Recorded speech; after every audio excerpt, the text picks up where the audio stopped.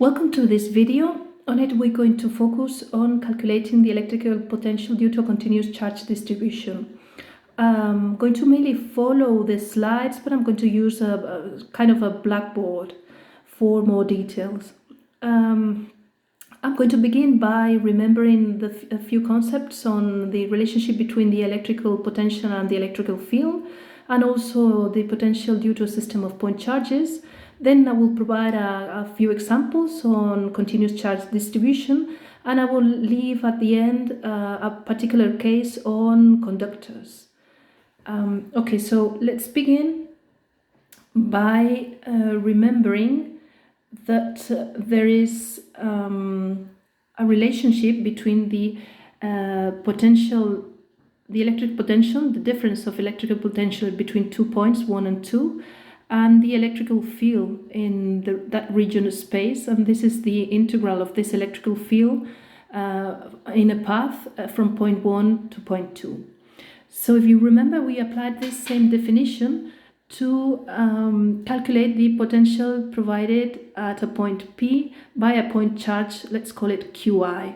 So the distance between point P and Qi is Ri, and we came to the conclusion that this potential given by the charge I at point P was K, which is the Coulomb's constant, times Qi divided by Ri. And here, remember that we used as a reference infinity, and we said that the origin of potential was at infinity. Okay, so this was something arbitrary, but it was just easier, so we could get an expression, an easy expression, because the important part is the potential difference, really. Okay, so once we had this, we said, well, if we have more point charges, let's say point charge 1, point charge 2, 3, up to point charge n, and the distance between point P and point charge 1 is R1, and between point charge n and point P is Rn. To know the total potential at point P of this system of point charges, this was the addition of the potential given by each point charge at that point P. This is the addition of KQi divided by Ri, okay, from I equal 1 to n. And this is really only the principle of superposition. So now we're going to focus on continuous charge distribution.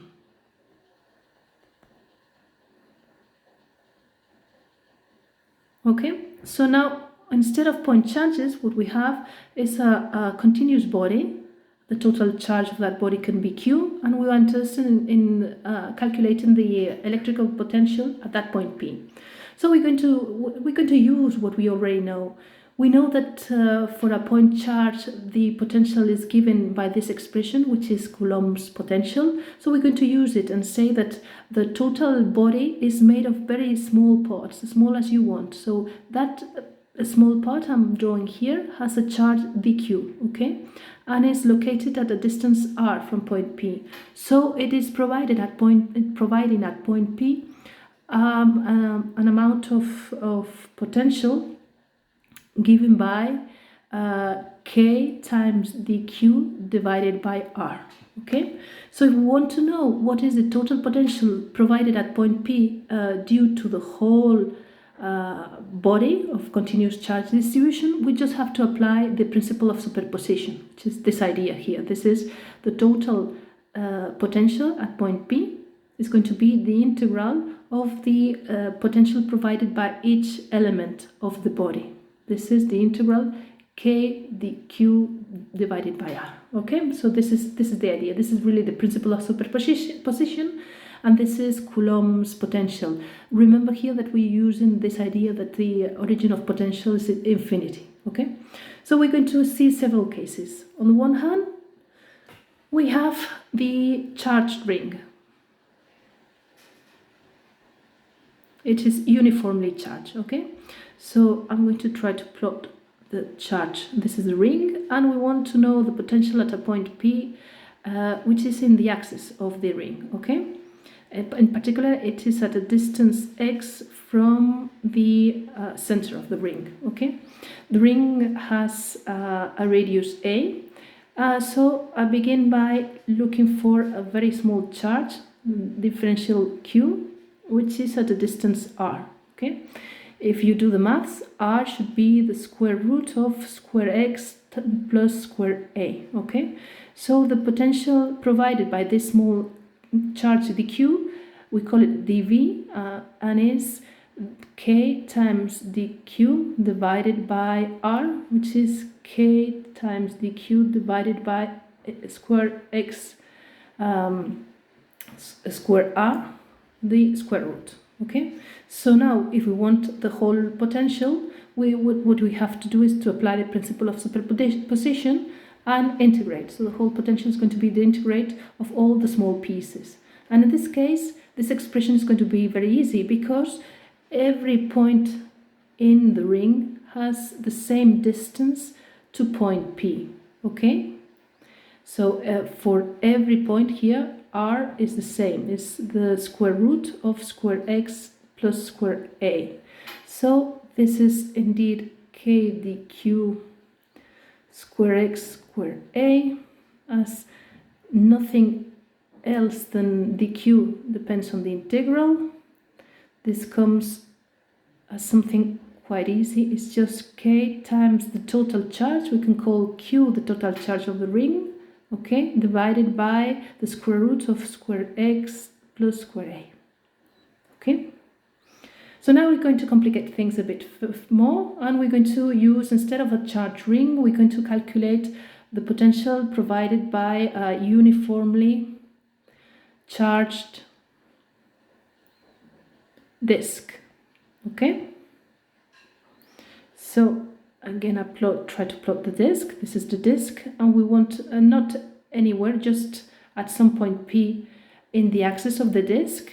The disk now has a radius big R, and the point P is located at a distance x from the center of the disk.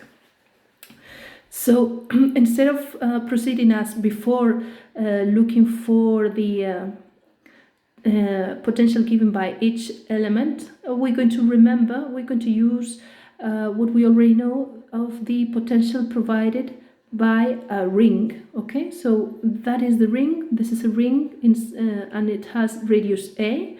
So we know already what the potential provided by a ring of radius a provides at P, which is just written here. And we're going to integrate this from a equals 0 to a equal big R. Okay, so that's going to be the way we're going to proceed. So in this case, that ring is going to provide a potential at P given by k dq divided by the square root of square x plus square r. Okay, where dq is the total charge provided in this ring. Okay, so I'm going to just look at the ring. Okay, this is the ring. It has a radius and this here, so it has a width dA. Okay, if we say that the disk is uniformly charged and sigma is the surface charge density, then dq of this ring is going to be sigma times the surface provided by this little ring here, which is going to be 2 pi times a, which is the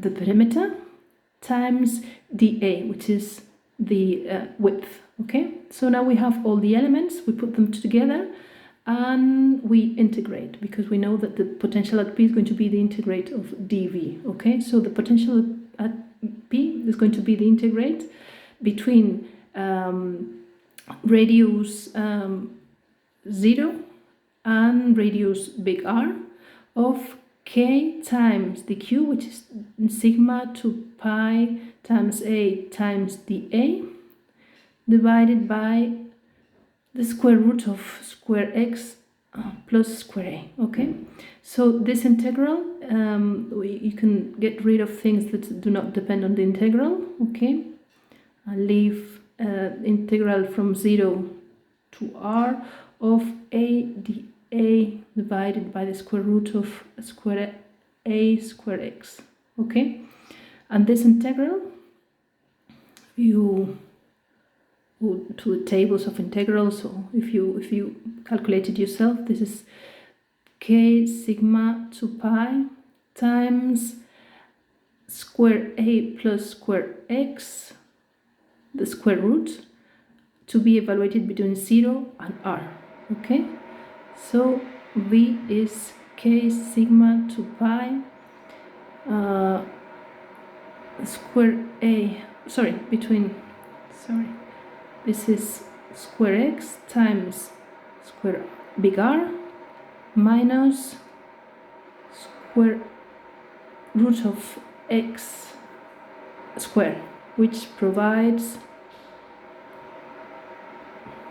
the absolute value of x. So this would be for a disk. Okay. The next example I'm going to provide is a uniformly charged spherical shell. Okay, so this is a shell.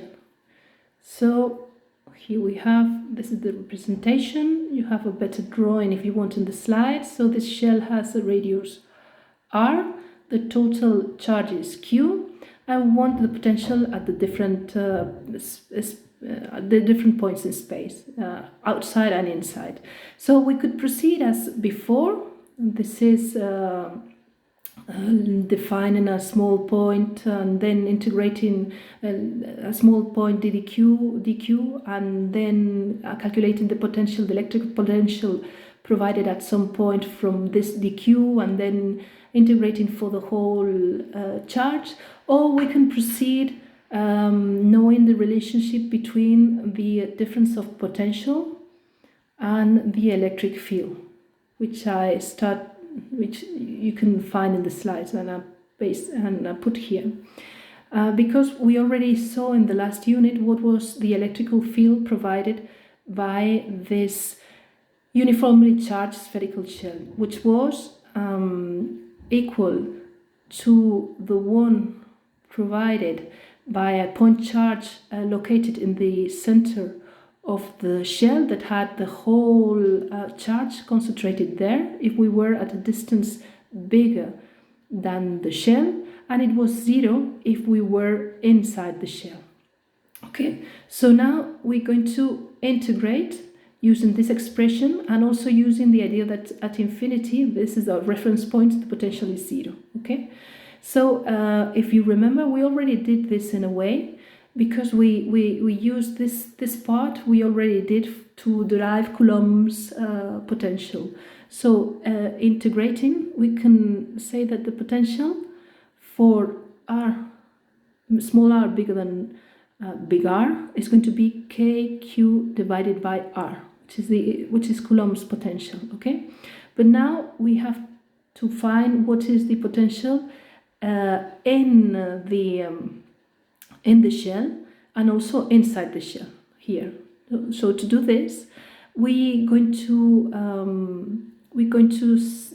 remember that the difference of potential is minus E, the electrical field, differential of path. Okay, so this can be as small as you want, it's infinitesimal. So provided that the electrical field is not infinity, which is not, then this part here can be as small as you want. This is dv can be as small as you want, and this makes v a continuous function.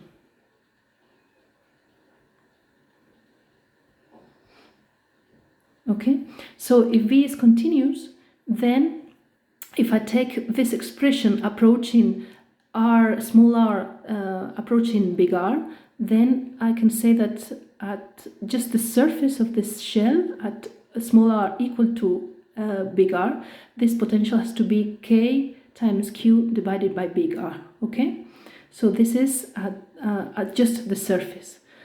And inside, we just apply again the definition of the relationship between the potential, electric potential, and the electrical field. And we say that the potential at a point r, small r, inside the shell minus the potential at the surface of the shell has to be the integral between these 2 points of E ddl. But now remember that the electrical field, we were saying that it was 0. Okay, it was 0 inside. So this here, this electrical field is 0. So we end up saying that the electrical potential at a distance of small r, smaller than big R, has to be equal to the potential at the surface. This is kq divided by big R. This is kq divided by big R. Okay? So this was the third example I wanted to show you.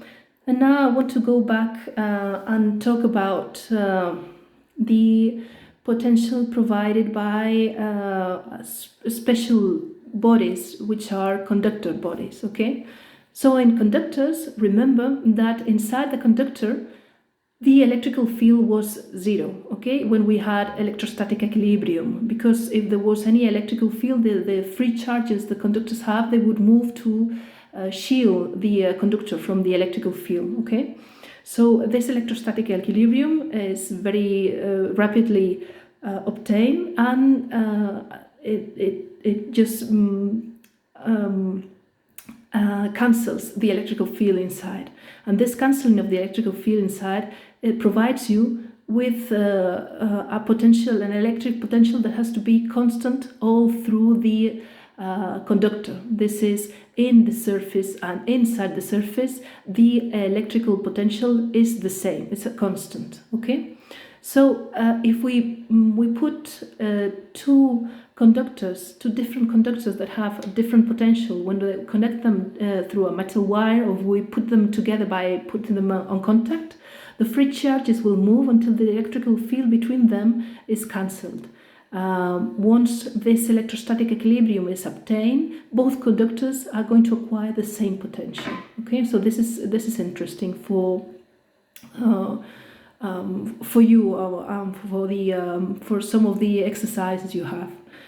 The last thing I wanted to talk about is a particular conductor. Okay, so